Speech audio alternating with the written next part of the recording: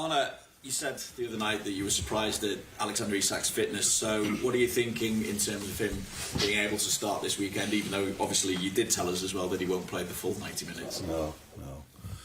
No, and I don't think I tell the media a lot the day before the game how we start the game. So we had a recovery yesterday. Actually, we're going to train this afternoon. So first of all, we have to see how they all feel. What I do know is that Alex did feel his body more maybe than ever before after the 60 minutes he played. So let's see how he recovered, how he's recovered today, and then we're going to think about the lineup mainly today, and you will hear it then tomorrow.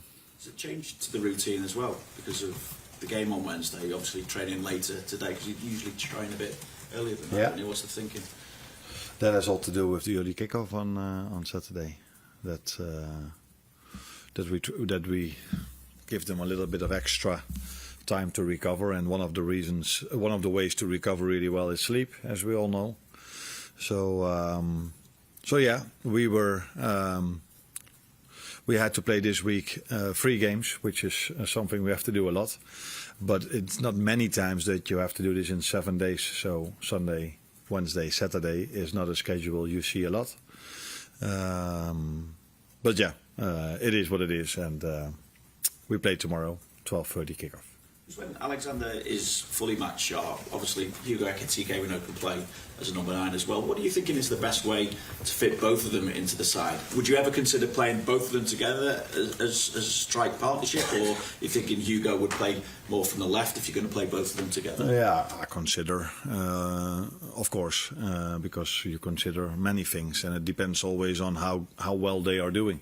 So if both of them are in the best form of their life, you even consider more of playing them together. But it's also quite clear that we have a certain structure which has mainly been 4-3-3, playing with 3 midfielders. But the amount of time, the end phase of the game, we've played with 2 9s. That has happened quite a lot as well. Hugo can indeed also play from the left, different than Cody or Rio do this. So yeah, we have, and that's the good thing about our squad, we have multiple options. But first of all, they all have to stay fit for me to have these options. And if some of them are not fit, we might have to use them both in a 4-4-2, or that all depends on the form of them and how many players we have available. Because I think maybe all of them are fit now, and I think I can choose between 21 players. So that's quite normal, isn't it? It's not that it's far too much. And the Merseyside Derby, how do you see the City rivalry with Everton? How do you compare as well the current Everton with the Everton that you faced last season? No, when we faced them last season, they had a very good spell as well, and it wasn't a spell because they just kept on going with that. And into this season again, also, I think they made some good signings. One of them is, of course, a player on loan that was worth 100 million in the past, not maybe still, but someone paid 100 million for him, and he's doing so well for them, Jack Grealish. So good team. Indeed, there is rivalry, but what I also liked, and I want to emphasize in this moment maybe on that as well, what they did when Diogo passed away, coming to Anfield, and be there. I think was the captain, and a few of the, and of course they showed their respect on sports director to sports director and all these kind of things. So. In these moments of times, it's so nice to see that in those tragedies, the rivalry is still there, but the respect towards both is also there. So yeah, looking forward to the game tomorrow, because it's every Anfield game is special, but this derby is even more special. Thank you very much. You're welcome. I know obviously the rivalry and respect is always there between these two teams, but I just wonder how you felt being part of this fixture last season, and how it differed maybe to other atmospheres and other rivalries that you felt before in your career. No, it differed, if that is the right English words to use. What I like so much here in England is that no matter how much rivalry there is between us and Everton, or between us and United, or if we're going to go to Newcastle with the whole Isak story going on, the fans can just be together. So when we arrived at Newcastle, I saw 10 Liverpool shirts, and I saw many Newcastle shirts, by the way, but the 10 Liverpool shirts could just stand in between the Newcastle fans. That is impossible in Holland. So that is something really special what you have over here now, and I hope you can keep this for many years to come. So yes, there's rivalry. Yes, both fans are so passionate for their own teams, but they respect each other as well. And that, for me, is the main difference, because if Ajax plays against Feyenoord, away fans are not allowed anymore. So that tells you how terrible that situation is. So yes, and it makes it so much nicer if both fans are there. And that's what's going to happen tomorrow, and I hope that this is going to continue for as long as football is played here in England. Obviously, last season it was all first. It was the first Merseyside Derby. It was the first Merseyside Derby at Anfield for you. This time around, it's slightly different. So, have you had a chance to sort of feel the build-up in the city to see how people react to this game? Is it a bit different in that way? Honest answer is no. I haven't seen this because we had to play Wednesday evening, and that was quite an important game for us as well, and a special game. So then yesterday we did some recovery. You go home, watch a few Champions League games, and now I'm sitting here in front of you. So no, you don't feel this because you don't come into the city and feel what is happening. But we all know how special this game is, and the moment we walk into the stadium tomorrow, or when we arrive with the bus, those are the moments you truly feel what it means to the fans. But we don't even need that moment to understand how important this game is. Mike? Hi, Arne. How do you go about preparing? It looks like you'll have a few Derby debutants in this game tomorrow. So how do you go about preparing your players who haven't played in a Merseyside Derby for this sort of occasion that maybe even the intensity took you by surprise when you became part of the Liverpool setup? Because it is different, isn't it? I mean, do you get the players to instruct their colleagues, or is it advice from you? Nah, I've experienced the away game as something different than I've experienced before in all the other away games we've played. But I think Newcastle away felt for me similar as Everton away last season. So it's not for the first time these players play this game, and for the new ones, it's not for the first time they play in circumstances where there's a lot of rivalry, where there's a lot of intensity in the game, a lot of tackles being made. So, but I think, yes, the focus should also be on the rivalry, but it should also be on what we need to do to win that game, and that is being intense, that is winning the duels, but that's definitely also going to be playing good on the ball. And playing good when we don't have the ball, be intense, and it's again going to be a difficult game because they have many good players. I don't know exactly what they're going to do. Is it going to be like last season when we faced them, a lot of long balls? Where this season I've seen them playing out from the back many times really well. Maybe also because they've brought in some very talented and good players that can play both styles. So we have to prepare them for that. And of course, maybe Virgil, Mo, these kind of players will tell the new ones what they can expect. But we are not talking about rookies. And it's not like these players play the first time in a full stadium or in the first time in these kind of games. If you talk about Florian, he's played so many special games in his career already that, and I can come up with all the others as well. That yes, it's special, but it's not miles of other special games they've played. Mo Salah's been breaking records for Liverpool. He's been phenomenal since the day he walked through the door, and he contributes with goals and assists even when he's not at his best. But you could sense maybe the first few games of the season an element of frustration from Mo that he wasn't able to get at his best. But I think we saw maybe for the first time this season he was beginning to sparkle and contribute in an all-round sense. How encouraged are you by that, and what do you think that could maybe add in the coming weeks?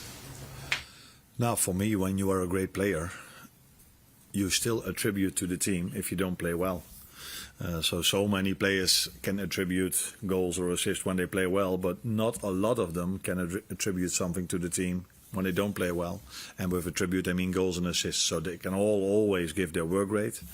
But this is what stands out with Mo, I think, even, and which is normal, especially if you're a winger. It's so difficult to always be creative or always be the player he was at Atletico Madrid. But if he's not that player, which is normal, then he still has goals and assists. And I think that is why the fans love him so much and why he's so highly regarded and respected.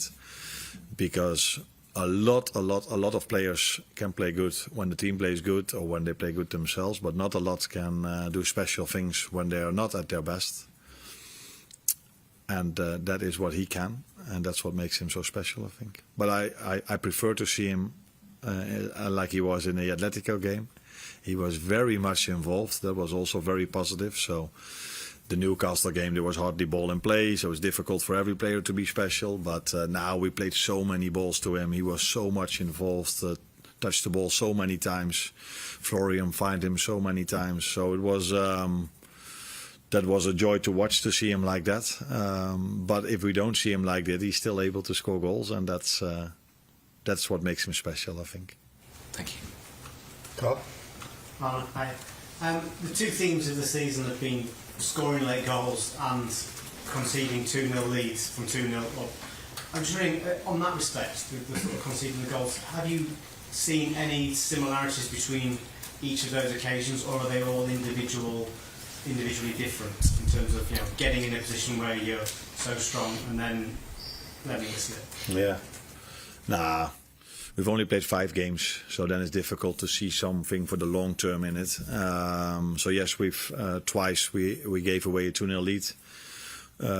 Completely different when you see the goals. Against Bournemouth, we were too open maybe. We missed Ryan in that position in the midfield, so they could just go all the way to our goal and score 2 counter-attacking goals. I don't think Atletico scored 2 counter goals, 2 goals from transition. So you cannot compare that, but it's it's not ideal that if you have a 2-0 lead twice, we gave it away. So this is something we definitely have to improve. As many other things we have to improve.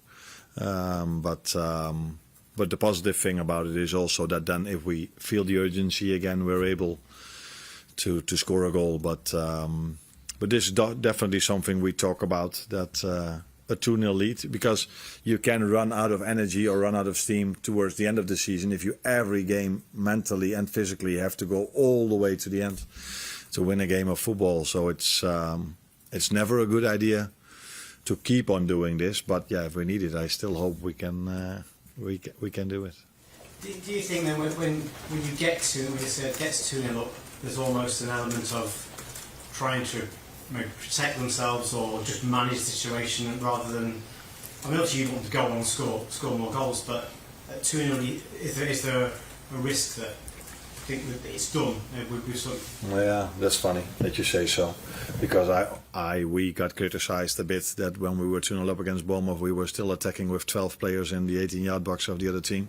So that tells you that we don't back off, we don't go slower, we just keep on going. And I think that's why we always play at 8 o'clock or 9 o'clock for the Champions League and never at 6:45, because everybody wants to look Liverpool, because it's so nice to see them play. They always keep on going. We always keep on going, and they in the past, by the way, as well. With they, I mean Liverpool. And it was the same against Atletico Madrid.